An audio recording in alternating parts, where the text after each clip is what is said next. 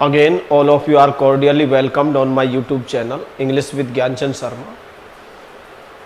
Today in this session, we are going to discuss or study an important topic, that is General English or Basic English. तो आज के इस session में हम basic English का 4th part पढ़ने जा रहे हैं। तो मैंने आपसे क्या कहा कि इंग्लिश में सब्जेक्ट के 2 प्रकार होते हैं। कितने टाइप्स? 2 और देख लेते हैं। एक तो होता है एक्टिव वॉइस। कौन सा वॉइस? Active voice. देखिए, एक्टिव वॉइस में जो सब्जेक्ट होता है वो हमेशा काम करता है। जितने भी काम होते हैं वो किसके द्वारा किए जाते हैं? सब्जेक्ट के द्वारा। एक होता है अपना पैसिव वॉइस। और आपको देखिए, अगर आपने प्रेजेंट कंटिन्यूअस पढ़ लिया इज आर एम के बाद आईएनजी, तो आप पास्ट कंटिन्यूअस भी पढ़ लेंगे। तो एक टेंस आप अच्छे से पढ़ लो और हर टेंस का आपको एक्टिव वॉइस भी पढ़ना है और पैसिव वॉइस भी पढ़ना है। तो अभी मैं और आपको क्लियर कर देता हूं कि एक्टिव वॉइस, पैसिव वॉइस। वर्तमान में को इंग्लिश में क्या बोलेंगे? एट प्रेजेंट, यानी वर्तमान में। कार्य की समाप्ति का वर्णन किया गया है। यह बताया गया है कि कोई कार्य समाप्त हो गया है, तो ये प्रेजेंट परफेक्ट टेंस हो गया। अब इसकी इंग्लिश हम 2 तरह से बनाएंगे। एक्टिव वॉइस में बनाएंगे तो हमारे पास हेल्पिंग वर्ब तो हम हैज हैव का यूज करना है और उसके बाद मेन वर्ब की 3rd फॉर्म। लेकिन एक्टिव वॉइस में हम इंग्लिश तभी बना पाएंगे जब हमारे पास काम करने वाला सब्जेक्ट दिया हुआ है। और यदि हमारे पास सब्जेक्ट दिया हुआ है तो हम इंग्लिश किस में बनाएंगे? टेंस में। और यदि हमारे पास काम करने वाला सब्जेक्ट नहीं दिया हुआ है तो हम ऑब्जेक्ट का क्या बनाएंगे? सब्जेक्ट। ऑब्जेक्ट का क्या बनाएंगे? सब्जेक्ट। अब हम ऑब्जेक्ट का सब्जेक्ट बनाएंगे तो ये इंग्लिश बनेगी पैसिव वॉइस में। और हैज बीन, जहां भी मेन वर्ब की 3rd फॉर्म आती है वहां पैसिव वॉइस बीन में बनता है। तो यहां पैसिव वॉइस बनेगा हैज बीन, हैव बीन और मेन वर्ब की 3rd फॉर्म। ठीक है, यहां पे पैसिव वॉइस किस में बनेगा? हैज बीन, हैव बीन और मेन वर्ब की 3rd फॉर्म। ये एक्टिव वॉइस है, इसमें सब्जेक्ट का होना जरूरी है, मैंडेटरी है। ये पैसिव वॉइस है, और अगर आपको पैसिव वॉइस में इंग्लिश बनानी है तो ऑब्जेक्ट का होना मैंडेटरी है। इसका नाम एक्टिव वॉइस इसलिए पड़ा है कि यहाँ पर जो सब्जेक्ट है वो कभी भी काम नहीं करेगा। देखो, हम क्लियर भी कर लेते हैं। 1 मिनट के लिए मैं यहाँ रख देता हूँ। अब हम कुछ सेंटेंसेस देखते हैं।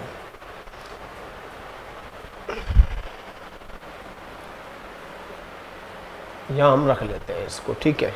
और अब कुछ सेंटेंसेस देखते हैं। देखो, बड़ा मैं सिंपल सेंटेंस ले रहा हूं।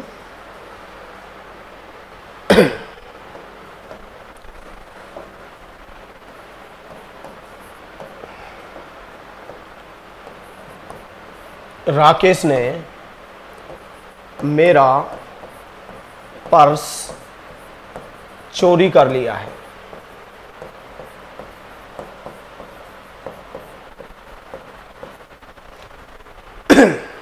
राकेश ने मेरा पर्स चोरी कर लिया है। काम पूरा हो चुका है क्योंकि है आ रहा है, तो इसका मतलब प्रेजेंट है। प्रेजेंट में भी ये परफेक्ट टेंस है क्योंकि यह कार्य की समाप्ति का वर्णन किया गया है। तो चोरी करने वाला कौन है? राकेश। तो मैंने इंग्लिश बना दी राकेश, सब्जेक्ट हो गया।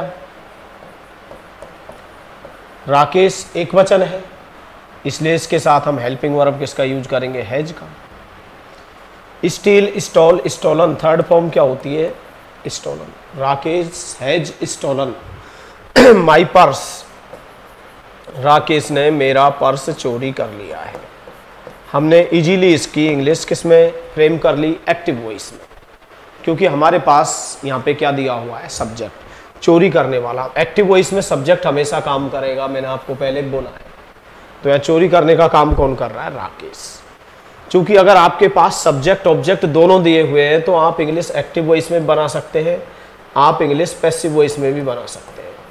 तो मैंने कहा कि मेरा पर्स राकेश के द्वारा चोरी कर लिया गया है। मेरा पर्स राकेश के द्वारा चोरी कर लिया गया है। अब एक्टिव वॉइस से पैसिव वॉइस बनाते समय कभी भी रियल मीनिंग नहीं बदलता है, क्योंकि ये ट्रांसफॉर्मेशन है। ट्रांसफॉर्मेशन का मतलब होता है कि what do you mean by transformation? To change one sentence into another one without altering its real meaning. एक वाक्य को दूसरे वाक्य में बदलना, लेकिन इसका रियल मीनिंग चेंज नहीं होना चाहिए। क्योंकि पैसिव वॉइस में कभी रियल मीनिंग चेंज नहीं होता है। एक वाक्य को हम दूसरे वाक्य में बदल रहे हैं। मैंने कहा कि माई पर्स, मेरा पर्स, my purse has been stolen by Rakesh. मेरा पर्स राकेश के द्वारा चोरी कर लिया गया है। तो हमने यहां लैंग्वेज किस में बना दी? पैसिव वॉइस में। ठीक है। Here we have two options, one for active voice and another for passive voice, because both subject and object are respectively given. यहाँ पर subject object दोनों दिए हुए हैं, तो इसलिए हमने अंग्रेजी एक्टिव वॉइस में बना दी और पैसिव वॉइस में बना दी। ठीक है। और मैंने आपको पहले ही बोल दिया है कि सब्जेक्ट और ऑब्जेक्ट हमेशा नाउन फ्रेज होंगे। देखिए यहाँ भी सब्जेक्ट नाउन है, यहाँ भी क्या है? नाउन है। माई पजेसिव एडजेक्टिव है, पर्स नाउन है। यहाँ हमने एक्टिव वॉइस में बना ली, यहाँ पर हमने इंग्लिश पैसिव वॉइस में बना ली, क्योंकि हमारे पास सब्जेक्ट भी है और साथ में ऑब्जेक्ट भी है। लेकिन अब हम नेक्स्ट वन सेंटेंस देख लेते हैं, थर्ड नंबर पे। राकेश ने चोरी कर लिया है। अब इस वाक्य में दो ही चीजें दे रखी है कि चोरी कर लिया है यानी काम पूरा हो चुका है। चोरी करने वाला कौन है? राकेश। तो हमने इंग्लिश बना दी किसमें? एक्टिव वॉइस में। Rakesh has stolen. Rakesh has stolen. अब यहां पर क्या नहीं दिया हुआ है? हमारे पास ऑब्जेक्ट नहीं है। We have no object here. और मैंने आपको बोल ही दिया कि यदि आपको पैसिव वॉइस में इंग्लिश बनानी है तो ऑब्जेक्ट का होना मैंडेटरी है, और यदि एक्टिव वॉइस में अंग्रेजी बनानी है तो सब्जेक्ट का। एक्टिव वॉइस के लिए सब्जेक्ट और पैसिव वॉइस के लिए ऑब्जेक्ट का होना जरूरी है। अब चूंकि इस गिवन सेंटेंस में, in this given sentence there is no object and that's why can not be changed into passive voice, because it is very indispensable to have any object in the given sentence in order to make passive voice। तो passive voice बनाने के लिए sentence में object का होना जरूरी है, और गिवन सेंटेंस में ऑब्जेक्ट नहीं है, इसलिए हम इसकी इंग्लिश किस में नहीं बना सकते? पैसिव वॉइस में। केवल हमारे पास एक ऑप्शन था, तो हमने इंग्लिश किस में बना दी? एक्टिव वॉइस में। अब मैंने कहा कि मेरा पर्स चोरी हो गया है। मेरा पर्स चोरी हो गया है, या चुरा लिया गया है, या चोरी हो गया है। अब काम पूरा हो चुका है कि पर्स चोरी हो गया है, लेकिन चोरी करने वाला कौन? कोई नहीं। तो इंग्लिश किस में बनाएंगे? पैसिव वॉइस में। एक्टिव वॉइस में इसलिए नहीं बन सकती क्योंकि अगर हम एक्टिव वॉइस में बनाएंगे तो इसका रियल मीनिंग चेंज हो जाएगा। आप कहोगे माई पर्स हैज स्टोलन, तो आपने तो इसकी इंग्लिश ये बना दी कि मेरे पर्स ने चोरी कर ली, मेरे पर्स ने चोरी कर लिया है। तो पर्स खुद को कैसे चोरी कर सकता है? इसलिए इसकी लैंग्वेज किस में बनेगी? पैसिव वॉइस में। आप क्या कहेंगे? My purse has been stolen. मेरा पर्स चोरी कर लिया गया है। तो लैंग्वेज किस में आएगी? पैसिव वॉइस में। इसलिए हमें एक्टिव वॉइस का आना भी जरूरी है और पैसिव वॉइस का भी आना जरूरी है। ठीक है, आप लिख सकते हैं।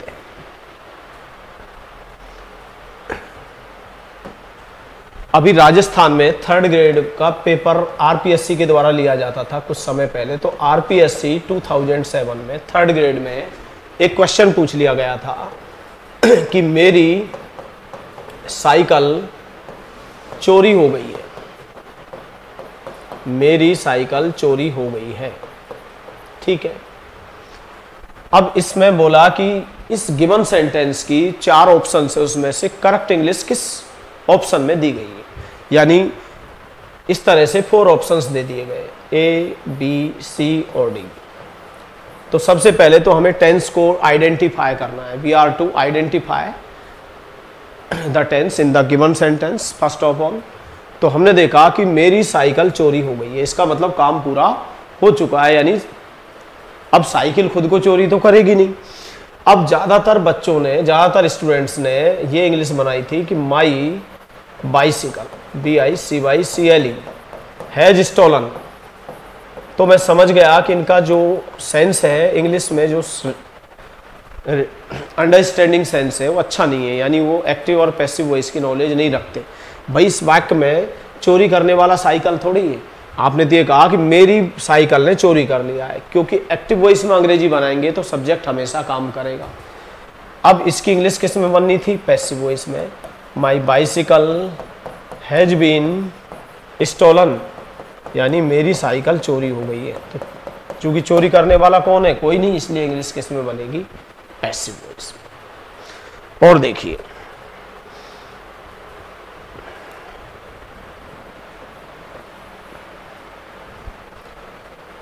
एक आपातकालीन बैठक आतंकवादी हमले के बाद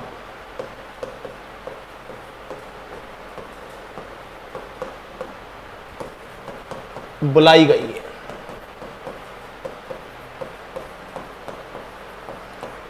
एक आपातकालीन बैठक आतंकवादी हमले के बाद बुलाई गई है। अब देखिए काम पूरा हो चुका है, बुलाई गई है। बुलाने वाला कौन? इसमें बताइए, कहीं दे रखा है कि बुलाने वाला कौन, दिया नहीं है। तो इंग्लिश किस में बनेगी? पैसिव वॉइस में। अब हम कहेंगे एन एक इमरजेंसी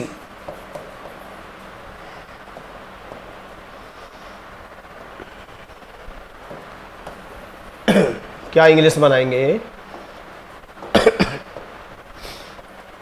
एन इमरजेंसी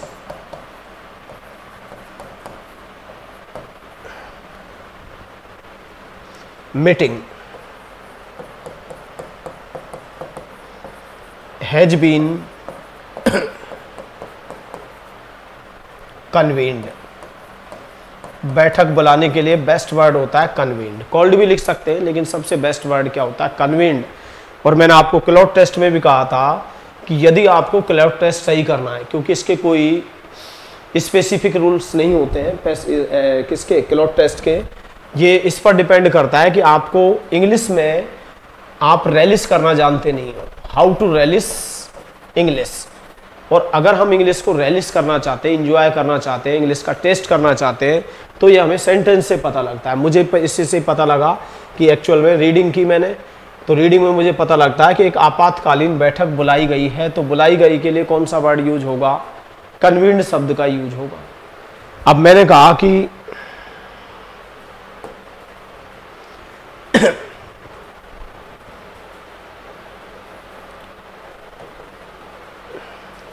एक सख्त कार्रवाई उन व्यापारियों के विरुद्ध की गई है, उन व्यापारियों के विरुद्ध की गई है जो कि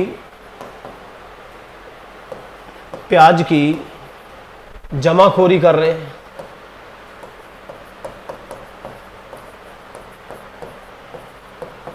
अब देखिए हमारे साथ प्रॉब्लम है कि राजस्थान में इंग्लिश का जो लेवल है बहुत ज़्यादा डाउन है।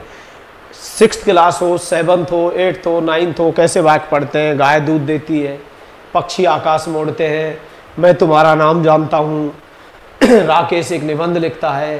तो एक्चुअल में अब मैंने ऐसा वाक्य दे दिया तो घबरा गए, अरे साहब इंग्लिश कैसे बनाए? एक सख्त कार्रवाई, क्या?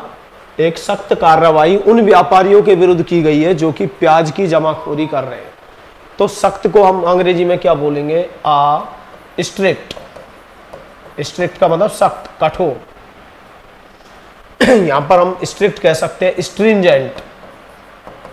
लैंग्वेज किसमें है? पैसिव वॉइस में, क्योंकि कार्रवाई करने वाला कौन है ये दिया नहीं हुआ है। स्ट्रिंजेंट का मतलब भी क्या होता है? कठोर। ड्रेस्टिक मीन्स भी क्या होता है? कठोर, सख्त। तो मैं कहूंगा स्ट्रिक्ट, स्ट्रिंजेंट या drastic step has been taken against those traders, उन व्यापारियों के विरुद्ध सख्त कार्रवाई की गई है। तो मैंने कहा अ स्ट्रिक्ट या स्ट्रिंजेंट या drastic step has been taken against those traders, उन व्यापारियों के विरुद्ध हूं जो कि आर, अब ये ऐसे वाक्य सिखाऊंगा मैं आपको, रिलेटिव प्रोनाउंस का यूज हुआ है, हूं यहाँ रिलेटिव प्रोनाउन है, इससे पहले पूर्व पर ट्रेडर्स व्यापारी दिया हुआ है, तो वर्ब भी किसके अनुसार आएगी, एंटीसीडेंट के अनुसार। हु आर होर्डिंग, अब वहां जमाखोरी नहीं लिखा आएगा, हु आर होर्डिंग ऑनियन, जो कि प्याज की जमाखोरी कर रहे हैं। तो भाई आप क्लॉट टेस्ट तभी तो कर सकते हो जब आप इंग्लिश को रेलिस करना जानते हो। तो first of all you are to learn how to relish language, how to relish English language, and if you want to relish English language, first of all you are to keep your reading ability on। तो आपको अपनी जो reading ability है, जैसे newspapers पढ़ना, कोई text पढ़ना, कोई पैसेज पढ़ना, तो जैसे कल आया था आपके परिणाम स्वरूप एज अ रिजल्ट ऑफ, मैंने क्लॉट टेस्ट में बताया था, एज अ रिजल्ट ऑफ संरचना करना, फॉर्म शब्द का यूज होता है, तो ये सब कुछ सीखना है आपको। तो मैंने देखा यहाँ लैंग्वेज किस में, पैसिव वॉइस में, अ स्ट्रिक्ट या स्ट्रिजेंट या a drastic step has been taken against those, एक सख्त कार्रवाई की गई है उन व्यापारियों के विरुद्ध जो कि प्याज की जमाखोरी कर रहे हैं। तो होर्ड का मतलब क्या होता है, इकट्ठा करना, संचय करना, जमाखोरी करना। और देख लेते हैं नेक्स्ट सेंटेंस, थर्ड नंबर पे।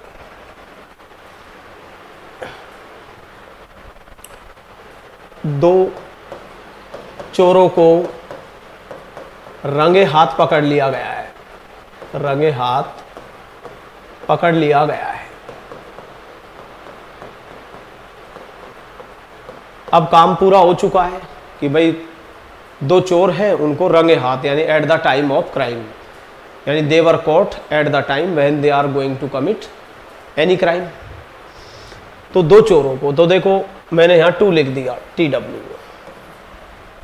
अब आपने छोटी क्लास में पढ़ा होगा कि जिन नाउन्स के अंत में एफ या एफ ही आता है तो वहाँ एफ या एफ ही को डिलीट करके VES का प्रयोग करते हैं। जैसे वाइफ है तो वाइफ का प्लूरल क्या होगा, वाइव्स, और थीप है THIEF, तो थीप का प्लूरल क्या होगा, थीव्स।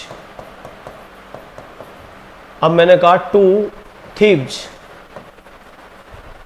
दो चोरों को, two thieves have been arrested. अगर हैज बीन हैव बीन के बाद थर्ड फॉर्म आती है तुरंत समझ जाइए लैंग्वेज किस में है, पैसिव वॉइस में। दो चोरों को पकड़ लिया गया है। अब अगर आपको पैसिव वॉइस की नॉलेज नहीं होगी तो आप ऐसे सेंटेंसेज की इंग्लिश कैसे फ्रेम कर पाओगे, कैसे फैब्रिकेट करोगे। तो मैंने कहा two thieves have been arrested red handed, यानी दो चोरों को रंगे हाथ पकड़ लिया गया है। इट्स ऑब्वियस, टोटली ऑब्वियस, पूरी तरह से स्पष्ट है कि लैंग्वेज किस में है, पैसिव वॉइस में।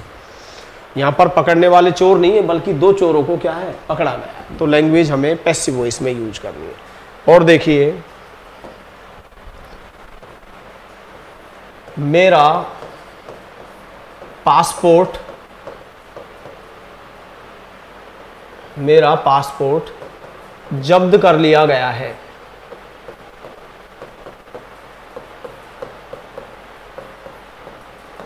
मेरा पासपोर्ट जब्त कर लिया गया है।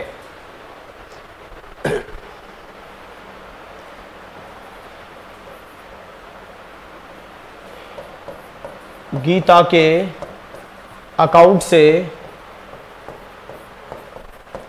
5,000 रुपये हड़प लिए गए हैं।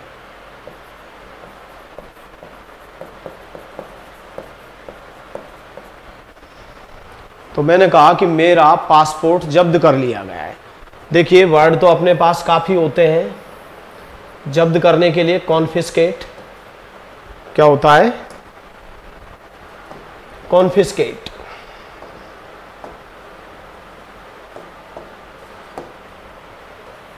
CONFISCATE, कॉन्फिस्केट, जब्त करना।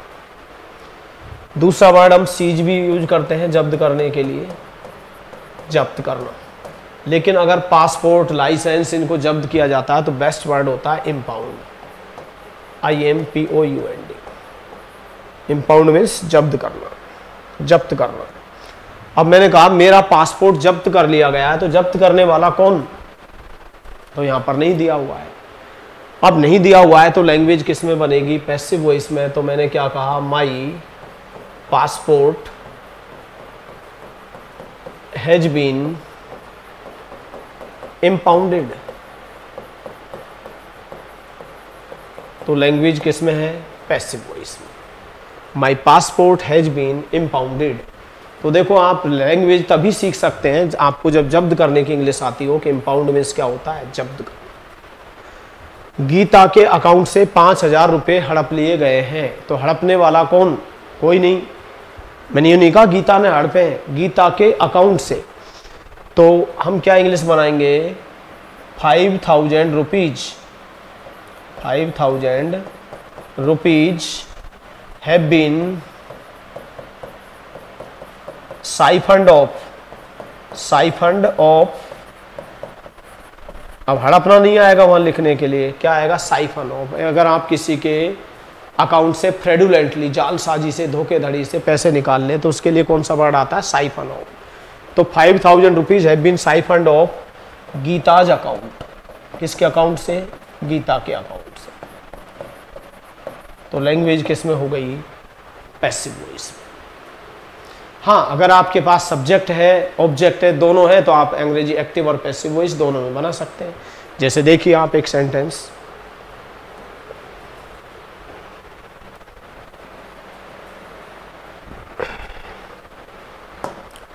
और सेंटेंसेज हम देख लेते हैं 7th नंबर पे।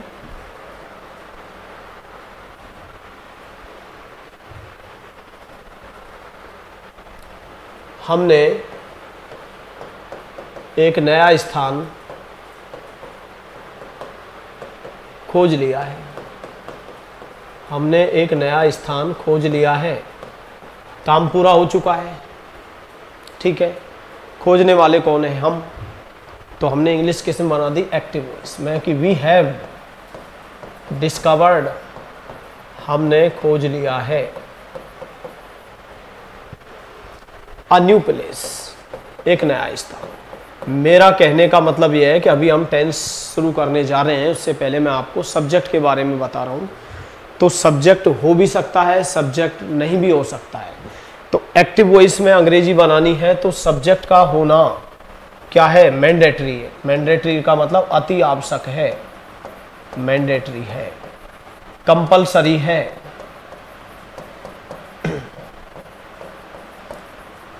इंडिस्पेंसेबल,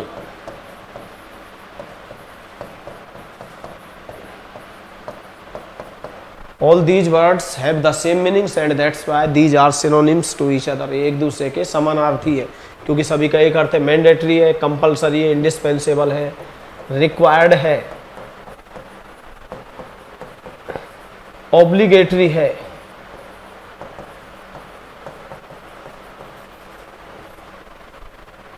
यानी वेरी नेसेसरी, बहुत जरूरी है।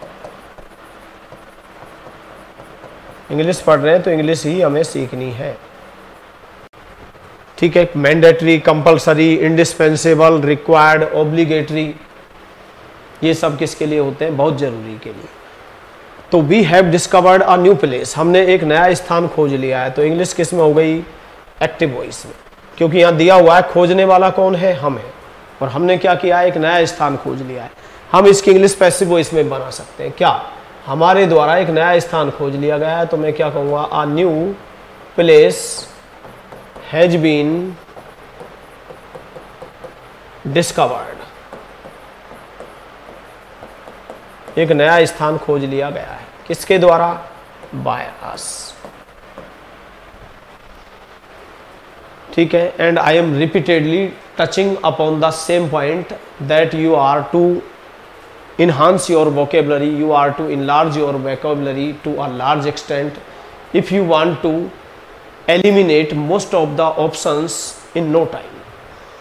तो अगर आपको अपनी अंग्रेजी अच्छी करनी है, ठीक है, if you want to have good command over learning English, then you are to enhance, you are to enlarge your vocabulary at any cost, किसी भी कीमत पर आपको। You are to learn how to relish language, आपको सीखना है कि भाषा को कैसे चखें, और भाषा को चखना है तो आप समझिए जब्त करना, इम्पाउंड, आप नोट कर लेंगे, इम्पाउंड जब्त करना, पासपोर्ट लाइसेंस इसमें में, ठीक है। आप याद करेंगे साइफन ऑफ,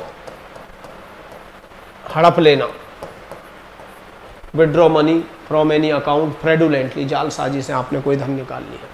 तो जितने भी आपके एसोसिएटेड वर्ड्स आते हैं उनको आप नोट करेंगे, ठीक है। तैनात करना, जैसे मैंने आपको बताया था, डिप्लॉय आर्मी, डिप्लॉय आर्मी, सेना तैनात करना। शपथ दिलाना, एडमिनिस्टर ऑथ,